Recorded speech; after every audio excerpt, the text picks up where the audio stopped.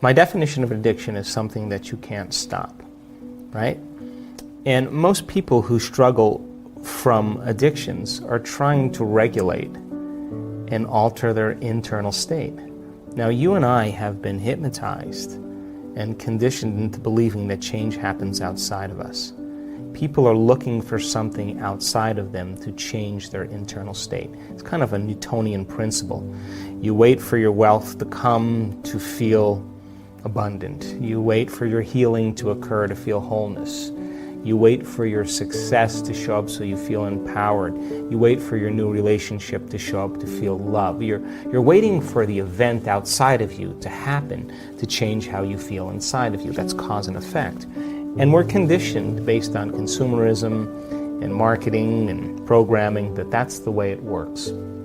To get something to relieve yourself. And the problem with that is that people begin to confuse true happiness with pleasure, and they're not the same thing. So people who have addictions like that typically have had some very difficult past experiences that have branded them emotionally, and they just don't know how to change. They just don't know. And they're just looking for some relief inside of them so that they can make that feeling go away.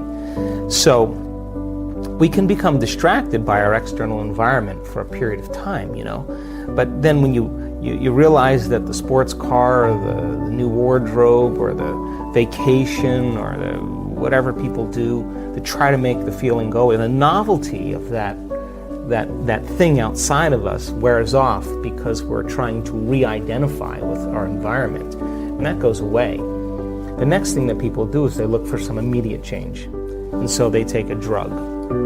They drink something, they gamble, they watch pornography, and the event outside of them changes their internal chemistry. And the moment they notice that the pain or the emptiness goes away, the moment they feel differently, they look to see what caused it. And this is when the attachment begins.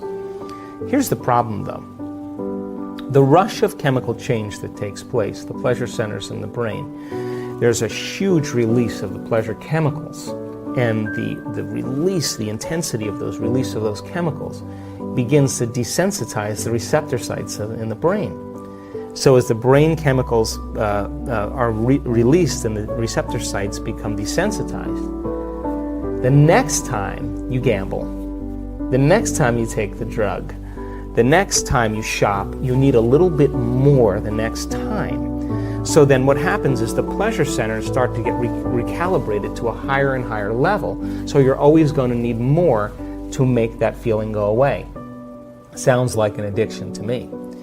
And so people get lost because then without the dependency on that external substance, the body, which has become the mind, is craving its relief.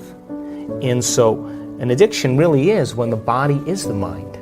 So you may say with your conscious mind, I want to give up drinking, I want to give up pornography, I want to give up gaming, I want to give up over shopping, I want to give it up consciously. But the body has been conditioned from the past subconsciously. And so now the body's the mind. Now, no one's told people that true change can happen within them. And so then when people start to realize that there's a gap between the external world and how they present themselves to the world and their attention on the outer world and their attention on their inner world and how they really feel. And if they're spending the majority of their time looking outside of them for change and they don't want to look at this feeling, all they want to do is make that feeling go away, they're going to wind up in trouble. So true change is when you start looking within and you become conscious of your unconscious thoughts. In neuroscience, it's called metacognition. You become aware of your habits and your unconscious behaviors. And you look at those emotions that are connected to past experiences and allow yourself to observe them. So then think about this. If 95% of who we are by the time we're 35 years old are those programmed states, the moment you're observing how you think, how you act, and how you feel, it means you're no longer the program. You're now a consciousness observing the program, and you're beginning to objectify your subjective self. You are seeing yourself through the eyes of someone else. Turns out that the size of the frontal lobe, the crowning achievement of the human being, 40% of our entire brain, that's what separates us from all other species. It's the boss, it's the CEO, it's the conscience, it's the creative center. It's what speculates possibilities, it's what learns from its mistakes, it's what has intention, attention. It regulates and controls behaviors and emotional reactions. When your forebrain begins to turn on, when that begins to happen, you are now beginning to become the executive in your life. You're starting to gain more control over your life. If you're living primarily as the body-mind, then the hindbrain is looking for some chemical relief. So by the mere fact that you can begin to observe who you're being means you could modify who you are to do a better job in life. So then, going from the old self to the new self, I call that crossing the river of change. Because the hardest part about change is not making the same choices you did the day before. And the moment you're not going to think the same way, make the same choice that leads to the same behavior, that creates the same experience, that produces the same emotion, you are not going to feel like yourself. It's going to feel uncomfortable. It's going to feel unfamiliar. There's going to be a certain amount of uncertainty. You are going to feel the state of unpredictability. And that's the moment you step into the river of change. And the moment you step into the river of change, then that discomfort means you're in the unknown. And so the body, which has been conditioned to the mind, who's been living in the past, would rather hold on to the guilt, because at least it's familiar. They'd rather hold on to their own emptiness and unworthiness than not feel that, because that's the unknown. So people cling to the familiar, and it transcends rationality. So then, the moment you step into that river and the body has become the mind, the body starts sending signals back to the brain because it wants to return back to the familiar self. And this is when we start to hear all the chatter, the sub-vocalizations. You're not good enough. You're too much like your mother. It's your ex-husband's fault. Start tomorrow. This doesn't feel good. What's wrong with me? I want to kill myself. That's the body saying, I don't want to go in the unknown. I don't trust the unknown. I'd rather hold on to this. Now, going from that old self to the new self is the biological, the neurological, the chemical, the hormonal, the genetic death of the old self. And most people, they step out into that unknown and it feels so uncomfortable, they can't predict it, they return back to the known. People say to me, well, I can't predict my future. And I always say to them, well, the best way to predict your future is to create it, not from the known, but from the unknown. And that void, that unknown, is the perfect place to create from. Now, why is this dangerous? Because when you're living in survival 70% of the time, there's better chances in survival from running from the unknown than embracing the unknown, right? If there's a predator out there, you hear something around the corner and you can't see it, that's an unknown. You're going to run. You're not going to go, and it's not a time to trust. It's not a time to open your heart. It's not a time to communicate. Here, kitty, kitty. It's not a time to do that. It's time to run. You'll never trust the unknown in that state. So if people are living by these emotional states of survival, they're never going to want to step out into the unknown because they can't predict the future. So they'd rather hold on to what they have. It turns out that those emotions of stress are highly addictive. They give us a rush of adrenaline, rush of energy. And so people use the problems and conditions in their lives to reaffirm their addiction to that emotion so they can remember who they are as a somebody.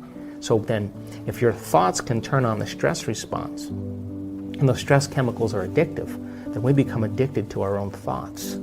So then stepping out into that unknown is where true greatness happens, because that's where the person begins to say, what thoughts do I want to fire and wire in my brain?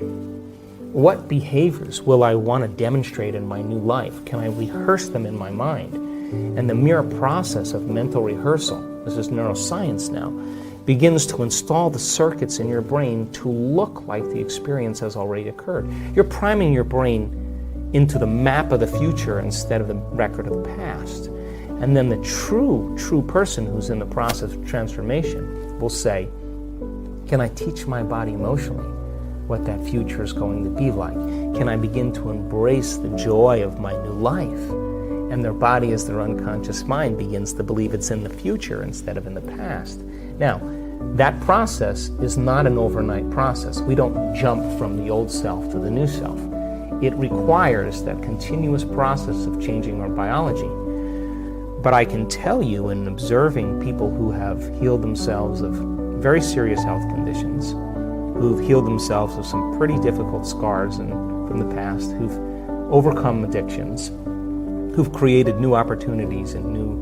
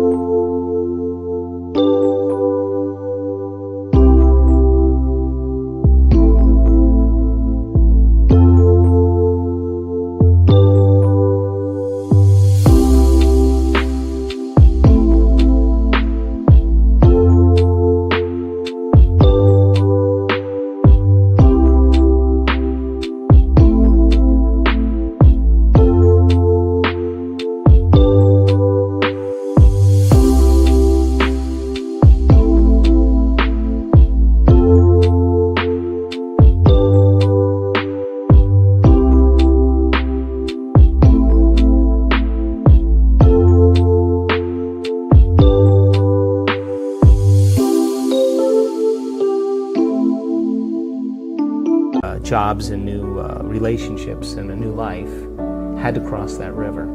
And that is when they're literally, from a biological standpoint, a new personality. And your personality creates your personal reality. That's it. And your personality is made of how you think, how you act, and how you feel. So the present personality who's sitting here today has created the present personal reality called their life. Which means then, if you want to create a new personal reality, you got to change your personality. And that means you got to start thinking about what you've been thinking about and change it. Look at your unconscious habits and behaviors, what you say, what you do, and become conscious of it. And change them. And look at the emotions that have kept you anchored to the past and decide if those emotions belong in your future. I think the biggest problem is that most people try to create a new personal reality as the same personality, and it doesn't work. So then as we begin to demystify this, the person starts to say, oh my God, the disease that I have is because it's connected to this personality. Is it possible that if I change my personality, just like a person with a multiple personality disorder, who has an allergy to nylon stockings in one personality and type 1 diabetes in another, is it possible then if I change my personality, that the disease exists in the old personality and I'm literally someone else? Is it possible then from a biological standpoint that they're healed and changed? So to answer the question, it's difficult because we're breaking out of a biological mold. It's difficult because most people don't know that they have within their reach all the tools to do it, because they have, number 3, been conditioned on some level to believe that the new hairstyle or the new type of beer they're going to drink or the sports car or whatever it is going to change their state. And that's the hypnosis. And when I wrote The Placebo, You Are the Placebo, the biggest thing that I walked away with after writing that book was how hypnotized and programmed we really are. And that's bothered me ever since I wrote the book, because people watch things in their external environment and they accept, believe, and surrender to that information without any analysis, and they're programmed. And so when you and I start waking up and say no to those programs, and we start to think that we're maybe a little bit more unlimited than we're given credit for, and it's not driven for profits or self-interest, but when people start to wake up and say, hey, I healed myself of this condition, I healed myself of Parkinson's, I healed myself of lupus, I've healed myself of cancer, I've healed myself of rheumatoid arthritis, I've healed myself of chronic pain, I healed myself of food allergies.